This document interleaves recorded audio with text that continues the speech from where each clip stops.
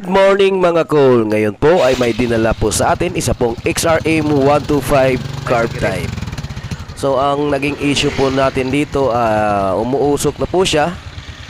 Kung mapapansin nyo po dito po sa dulo po ng tambocho po natin, pag nire-rev po natin siya ay lumalabas po yung makapal na usok.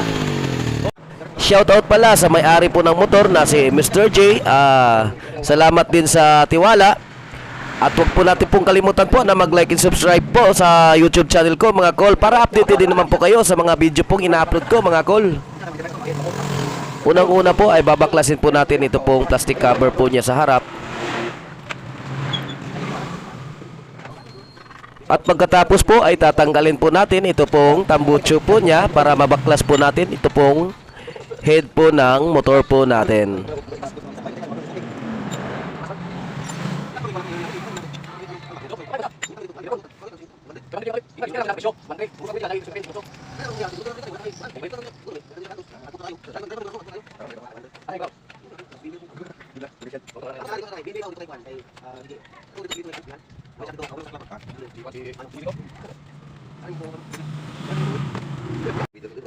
Ngayon naman po ay tatanggalin po natin ito pong carb po niya.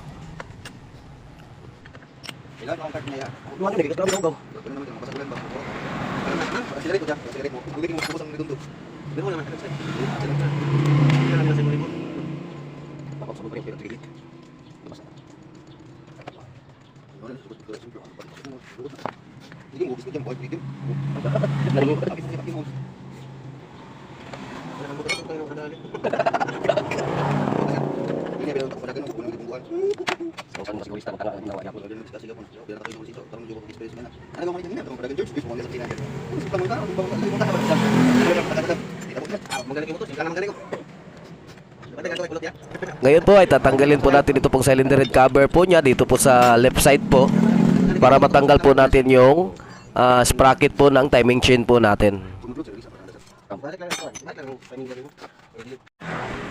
Ngayon naman po ay luluwagan po natin ang tensioner po ng ating timing chain para mahugot po natin yung sprocket po ng timing chain. Ngayon tatanggalin na po natin ito pong apat na tornilyo ng cylinder head po natin para mabaklas po natin yung cylinder.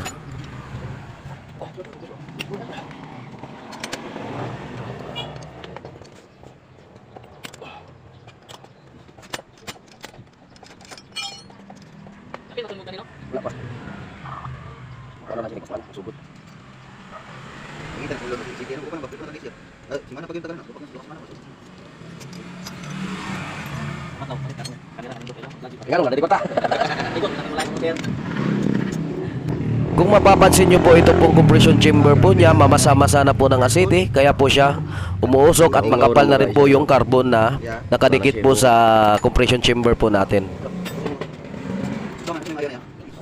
Ngayon po ay babaklasin po natin ito pong bore po niya para makita po natin ano pong status po ng piston po natin.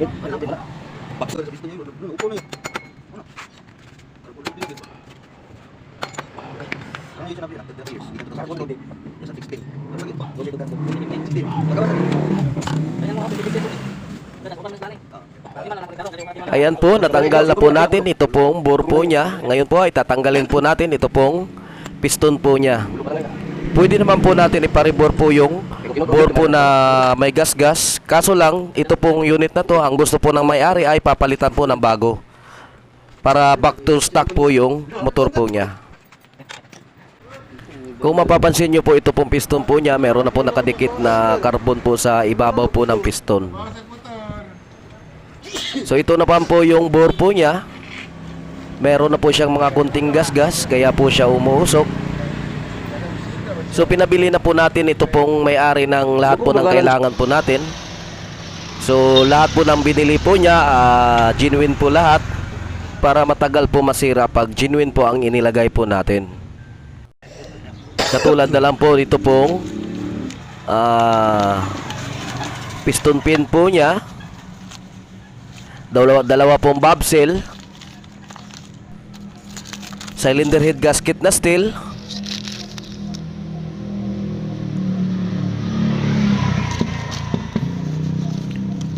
Ito pong cylinder head gasket po na sa left side at saka bore gasket. Ito rin po yung piston ring po niya.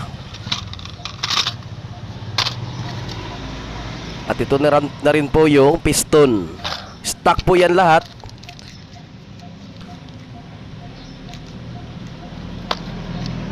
At ito po yung bore po niya na stock po. Genuine din po yan, galing po sa company na Honda.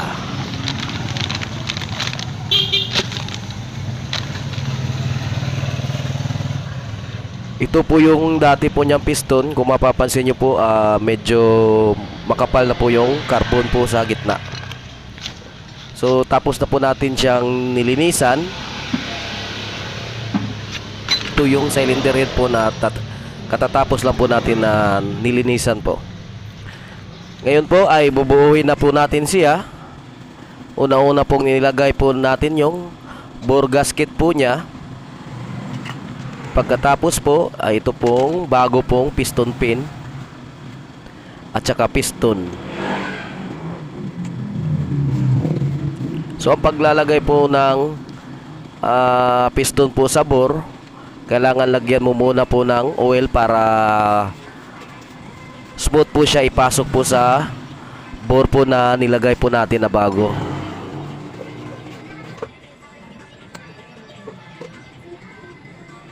Ito po yung bagong bore po niya. Ngayon po ay kakabit na po natin siya. Nilagyan na rin po natin yung piston po niya ng langis para smooth po siya ipasok po sa bore po natin. Kung mapapansin nyo po, hindi na po ako naglagay po ng gasket maker dun po sa bore gasket po natin kasi nilinisan po natin yung ng mabuti at tinanggal po natin yung dati pong nakalagay po na mga gasket po ng bore po natin.